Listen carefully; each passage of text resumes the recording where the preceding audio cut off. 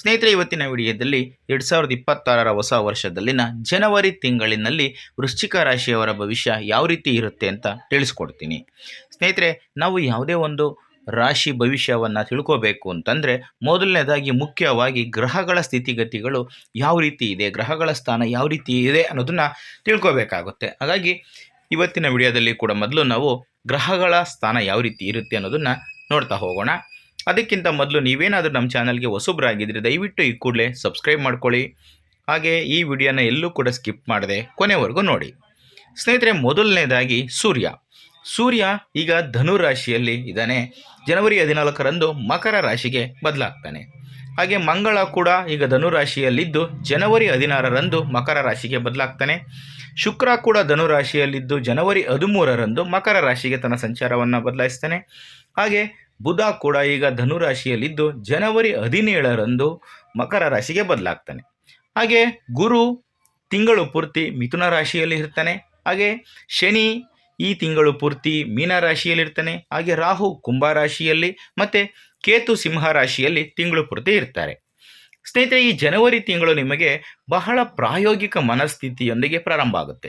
ನೀವು ಹಣ, ಜವಾಬ್ದಾರಿಗಳು, ಕುಟುಂಬದ ಅಗತ್ಯಗಳು ಮತ್ತು ಮುಂದೆ ಏನು ಮಾಡಬೇಕು ಅನ್ನೋದರ ಬಗ್ಗೆ ಯೋಚನೆಯನ್ನು ಮಾಡ್ತಾ ಇರ್ತೀರ.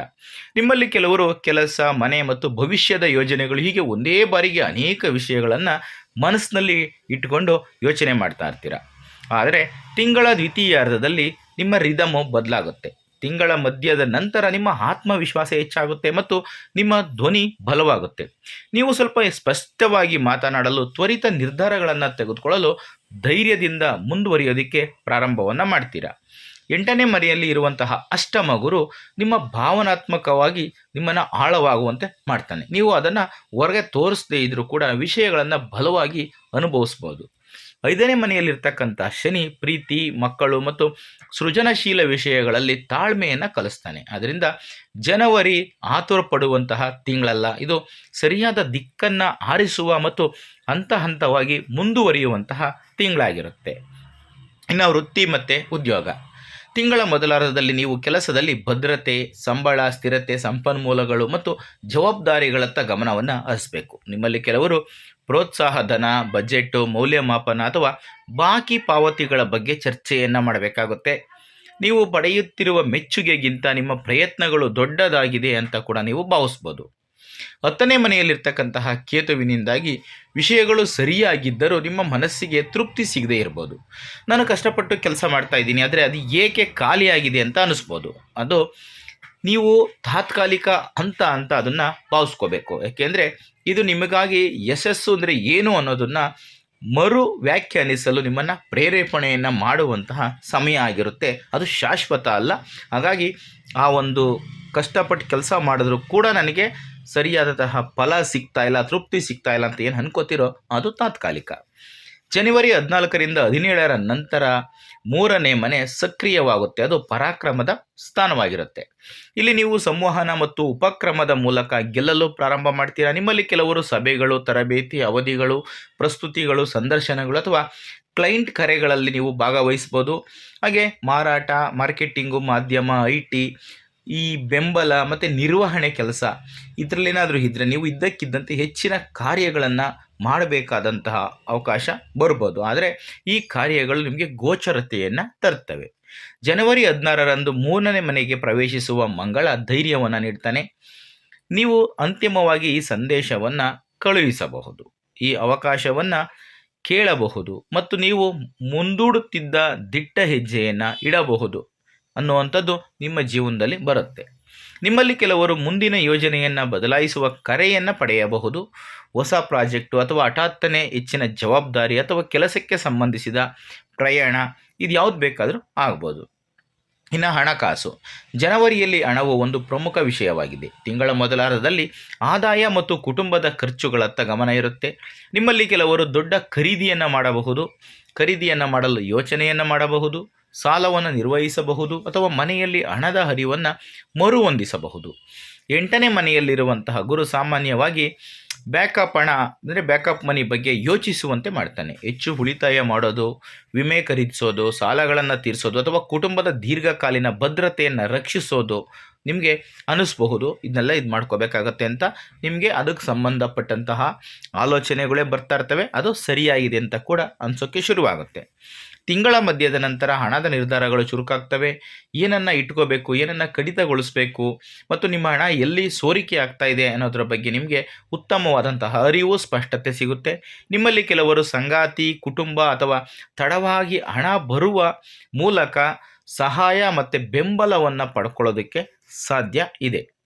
ಇನ್ನು ಕುಟುಂಬ ಮತ್ತು ಸಂಬಂಧಗಳು, ಮನೆಯ ವಿಷಯಗಳು ಕೆಲವೊಮ್ಮೆ ಅಸ್ಥಿರವಾಗಬಹುದು. 4ನೇ ಮನೆಯಲ್ಲಿರುವ ರಾಹು ಮನಸ್ಸು ನೆಲೆಗೊಳ್ಳದ ಭಾವನೆಯನ್ನು ಉಂಟು ಮಾಡಬಹುದು. ಎಲ್ಲವೂ ಸರಿಯಾಗಿದ್ದರೂ ಏನೋ ಬದಲಾಗಬೇಕಿದೆ ಅನ್ನುವಂತಹ ಭಾವನೆ ನಿಮ್ಮಲ್ಲಿ ಮೂಡಬಹುದು. ನಿಮ್ಮಲ್ಲಿ ಕೆಲವರು ಮನೆಯನ್ನು ಮರು ಹೊಂದಿಸಬಹುದು, ನವೀಕರಣವನ್ನು ಮಾಡಬೇಕು ಅಂತ ಯೋಚನೆಯನ್ನು ಮಾಡಬಹುದು ಅಥವಾ ಸ್ಥಳಾಂತರಗೊಳ್ಳುವಂತಹ ಪ್ರಚೋದನೆಯನ್ನು ಕೂಡ ನೀವು ಪಡ್ಕೋಬೋದು. ತಿಂಗಳ ಮೊದಲಾರ್ಧದಲ್ಲಿ ಮಾತು ಮುಖ್ಯವಾಗಿರುತ್ತೆ. 2ನೇ ಮನೆಯಲ್ಲಿ ಇರ್ತಕ್ಕಂತಹ ಸೂರ್ಯ, ಕುಜ, ಶುಕ್ರ ನಿಮ್ಮ ಮಾತುಗಳನ್ನು ತೀಕ್ಷ್ಣವಾಗಿಸಬಹುದು. ನೀವು ಏನನ್ನಾದರೂ ಬಲವಾಗಿ ಹೇಳಬಹುದು ಮತ್ತು ನಂತರ ನಾನು ಆ ಅರ್ಥದಲ್ಲಿ ಹೇಳಿಲ್ಲ ಅನ್ನುವಂತಹ ಭಾವನೆ ನಿಮಗೆ ಬರ್ಬೋದು. ಆದ್ದರಿಂದ ವಿಶೇಷವಾಗಿ ಕುಟುಂಬದೊಂದಿಗೆ ನೀವು ಮೃದುವಾಗಿ ಮಾತನಾಡಬೇಕು. ಯಾವುದೇ ಕಾರಣಕ್ಕೂ ಆತರ ಪಡಬಾರ್ದು.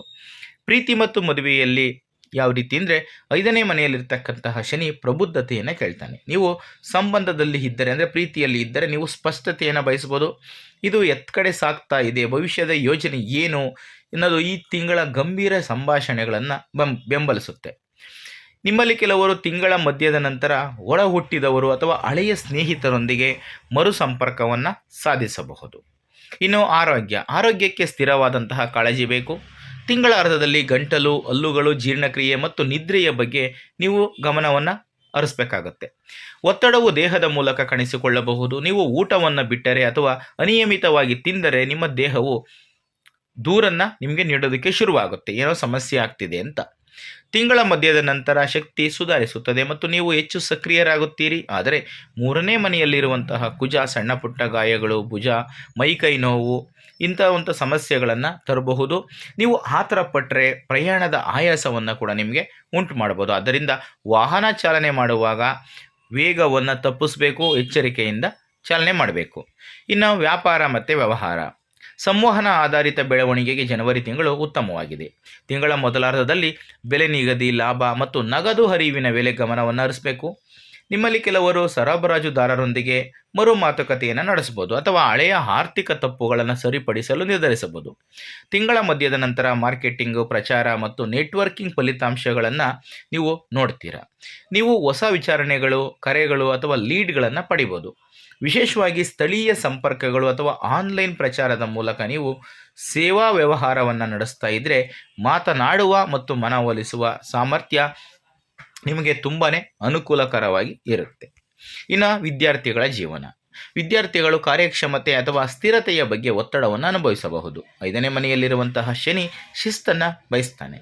ನಿಮಗೆ ಓದಲು ಒಂದು ಮೂಡು ಇಲ್ಲದೆ ಇರ್ಬೋದು, ಆದರೆ ದಿನಚರಿ ನಿಗದಿಯಾದಾಗ ಫಲಿತಾಂಶಗಳು ಸರಿಯಾಗಿ ಬರ್ತವೆ.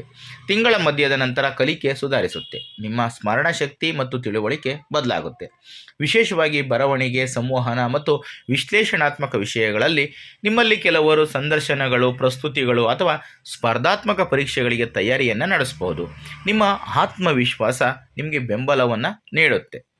ಸ್ನೇಹಿತರೆ, ಇದಿಷ್ಟು ಇವತ್ತಿನ ವಿಡಿಯೋದಲ್ಲಿನ ಮಾಹಿತಿ. ಇದಕ್ಕೆ ಕೆಲವೊಂದಷ್ಟು ಸರಳ ಪರಿಹಾರಗಳೇನು ಅನ್ನೋದನ್ನು ನೋಡೋಣ. ಆಂತರಿಕ ಶಕ್ತಿಗಾಗಿ ಪ್ರತಿದಿನ ಓಂ ನಮಃ ಶಿವಾಯ ಅನ್ನುವಂತಹ ಮಂತ್ರವನ್ನು 11 ಅಥವಾ 21 ಬಾರಿ ಜಪಿಸಿ. ಧೈರ್ಯ ಮತ್ತು ರಕ್ಷಣೆಗಾಗಿ ಪ್ರತಿ ಮಂಗಳವಾರದಂದು ಹನುಮಾನ್ ಚಾಲೀಸವನ್ನು ಓದಿ. ಮಾತು ಮತ್ತು ನಿರ್ಧಾರಗಳಲ್ಲಿನ ಸ್ಪಷ್ಟತೆಗಾಗಿ ಪ್ರತಿದಿನ ಬೆಳಿಗ್ಗೆ ಸೂರ್ಯನಿಗೆ ನೀರನ್ನು ಅರ್ಪಿಸಿ. ಇನ್ನು ಬುಧನ ಬೆಂಬಲಕ್ಕಾಗಿ ಲೇಖನ ಸಾಮಗ್ರಿ, ಪುಸ್ತಕಗಳನ್ನು ವಿದ್ಯಾರ್ಥಿಗಳಿಗೆ ದಾನ ಮಾಡಿ. ಅದರಲ್ಲೂ ವಿಶೇಷವಾಗಿ ಬುಧವಾರ ಮಾಡುವಂಥದ್ದು ಇನ್ನೂ ಒಳ್ಳೆಯದು. ಹಠಾತ್ತನೆ ತೊಂದರೆಗಳನ್ನು ಕಡಿಮೆ ಮಾಡ್ಕೋಬೇಕು, ದಿಢೀರನೆ ಬರುವಂತಹ ಸಮಸ್ಯೆಗಳನ್ನ ಕಡಿಮೆ ಮಾಡ್ಕೋಬೇಕು ಅಂದರೆ ವಾರಕ್ಕೊಮ್ಮೆ ಒಂದು ಸಣ್ಣ ದಾನವನ್ನು ಮಾಡಬೇಕು. ಅಂದರೆ ಯಾವುದೇ ರೀತಿ ಆಗ್ಬೋದು, ಅನ್ನದಾನ ಬೇಕಾದರೂ ಆಗ್ಬೋದು, ಅದಿನ್ನೂ ಕೂಡ ತುಂಬ ಶ್ರೇಷ್ಠವಾದಂಥದ್ದು. ಸ್ನೇಹಿತರೆ, ಇದಿಷ್ಟು ಇವತ್ತಿನ ವಿಡಿಯೋದಲ್ಲಿನ ಮಾಹಿತಿ. ಈ ಮಾಹಿತಿ ನಿಮಗೆ ಇಷ್ಟ ಆದರೆ ಈ ವಿಡಿಯೋಗೆ ಒಂದು ಲೈಕ್ ಕೊಡಿ, ಹಾಗೆ ಈ ವಿಡಿಯೋನ ಶೇರ್ ಮಾಡೋದನ್ನು ಯಾವುದೇ ಕಾರಣಕ್ಕೂ ಮರಿಬೇಡಿ. ಇಂಥದ್ದೇ ಮತ್ತಷ್ಟು ಮಾಹಿತಿಗಳಿಗಾಗಿ ನಮ್ಮ ಚಾನಲನ್ನು ಸಬ್ಸ್ಕ್ರೈಬ್ ಮಾಡಿಕೊಂಡು ಪ್ರತಿನಿತ್ಯ ನೋಡ್ತಾ ಇರಿ. ಮುಂದಿನ ವಿಡಿಯೋದಲ್ಲಿ ಮತ್ತೊಂದು ಹೊಸ ರಾಶಿ ಹೊಸ ವಿಷಯದೊಂದಿಗೆ ಸಿಗ್ತೀನಿ. ಎಲ್ರಿಗೂ ಒಳ್ಳೆಯದಾಗಲಿ. ಧನ್ಯವಾದಗಳು.